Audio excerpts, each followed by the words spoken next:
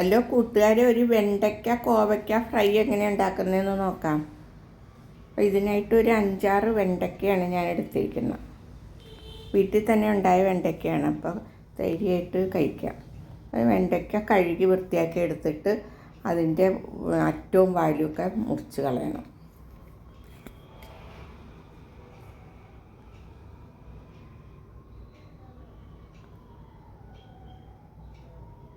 ഇത് മുഴുവനെ തന്നെ ഇട്ട് വറുത്തെടുക്കുകയാണ്, അതുകൊണ്ട് വേറെ പീസാക്കേണ്ട ആവശ്യമില്ല.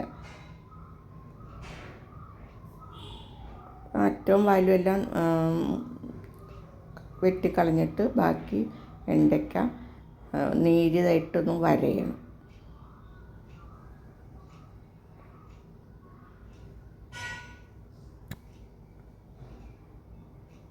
മീനൊക്കെ വരയുന്ന മാതിരി നേരിയതായിട്ട് വരഞ്ഞാൽ മതി.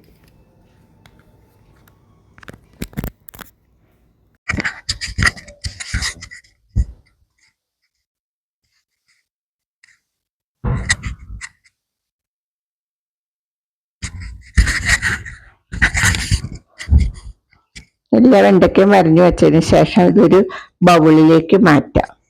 ഈ ബൗളിലേക്ക് ഇത് എടുത്തു വെച്ചിട്ട് പാകത്തിന് ഉപ്പും ഒരു 1/2 സ്പൂൺ വിനാഗിരിയും കൂടെ ഞാൻ ഒഴിച്ചു.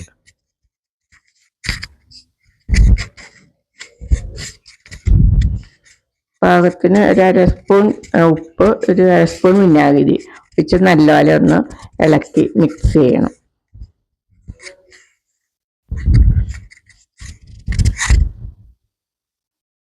വിനാഗിരി ഒഴിച്ചാൽ ഇത് ഫ്രൈ ചെയ്യാനായിട്ട് എണ്ണയിലിടുമ്പോൾ ഒട്ടിപ്പിടിക്കൂല, ഈ വഴുവഴുപ്പൊന്നും കാണൂല. അപ്പം നല്ല ഇത് ഫ്രൈ ആയിട്ട് കിട്ടും.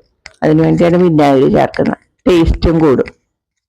ഇതിൻ്റെ ഒപ്പം തന്നെ ഞാൻ കുറച്ച് കോവയ്ക്ക എടുത്ത് ചെറുതായിട്ട് അരിഞ്ഞ് വെച്ചിട്ടുണ്ടായിരുന്നു, കുറച്ച് ചുവന്നുള്ളി. അപ്പം ഇത് നോൺ സ്റ്റിക്ക് പാനോ അല്ലെങ്കിൽ ഇരുമ്പ് ചീനിച്ചട്ടി ഏതായാലും കുഴപ്പമില്ല. ഞാൻ ഇരുമ്പിൻ്റെ ഒരു പാത്രമാണ് എടുത്തിരിക്കുന്നത്. അത് ചൂടാകുമ്പോൾ അതിലേക്ക് വെളിച്ചെണ്ണ ഒഴിച്ച് നമ്മൾ പെരട്ടി വെച്ചിരിക്കുന്ന വെണ്ടയ്ക്ക ഇട്ട് നല്ലപോലെ ഫ്രൈ ആക്കി എടുക്കണം. ഇത് 3/4 ഭാഗം ഫ്രൈ ആയാൽ മതി. ഒരു 5-6 മിനിറ്റ് കൊണ്ട് ഇത് ശരിയായി കിട്ടും. ഫ്രൈ ചെയ്യുമ്പോൾ വേറെ കുരുമുളക് പൊടി ഒന്നും അപ്പം ഇടണ്ട, ലാസ്റ്റ് ഇട്ടാൽ മതി, അല്ലെങ്കിൽ അത് കരിഞ്ഞു പോകും.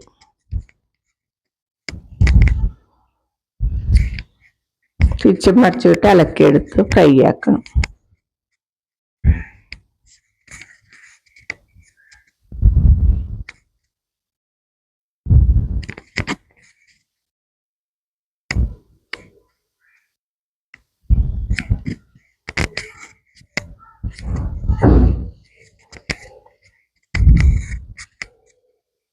ഇതൊരു 3/4 ഭാഗം ഫ്രൈ ആകുമ്പോഴത്തേക്കാണ് അരിഞ്ഞ് വെച്ചിരിക്കുന്ന കോവയ്ക്കയും ചുവന്നുള്ളി പൊടിയായിട്ട് അരിഞ്ഞതും കൂടെ ഇതിലേക്ക് ചേർക്കാം.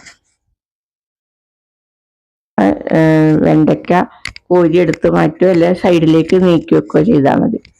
അതിലേക്ക് ചുവന്നുള്ളി പൊടിയായിട്ട് അരിഞ്ഞത്, അത് കഴിഞ്ഞ് കോവയ്ക്ക പൊടിയായിട്ട് അരിഞ്ഞതും കൂടെ ചേർത്ത് വീണ്ടും ഫ്രൈ ആക്കണം.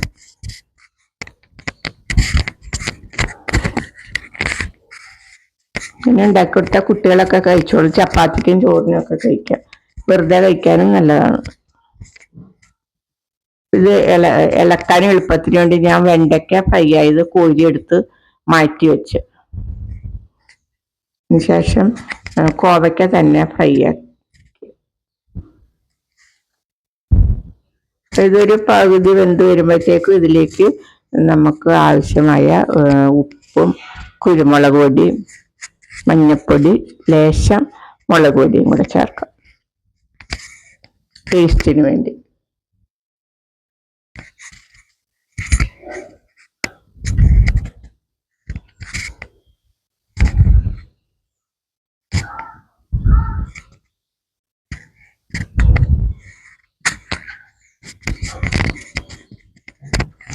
കാസ്പൂൺ മുളക് പൊടി, കാസ്പൂൺ കുരുമുളക് പൊടി, മഞ്ഞൾപ്പൊടി, പാകത്തിന് ഉപ്പ് ചേർത്ത് നല്ലപോലെ ഒന്നുകൂടെ ഇളക്കി മിക്സ് ചെയ്യണം. വെന്ത് ഫ്രൈ ആകുമ്പോഴത്തേക്കും നമ്മൾ വറുത്ത് കോരി വെച്ചിരിക്കുന്ന വെണ്ടയ്ക്കയും കൂടെ ചേർക്കാം.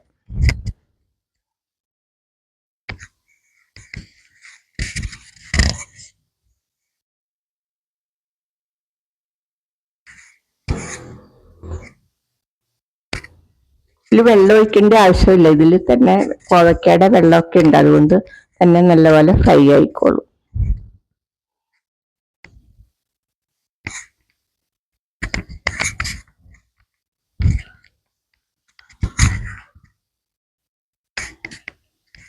ഫ്രൈ ആയി കഴിയുമ്പോൾ നമുക്ക് വെണ്ടയ്ക്ക ചേർത്ത് മിക്സ് ചെയ്തെടുക്കാം.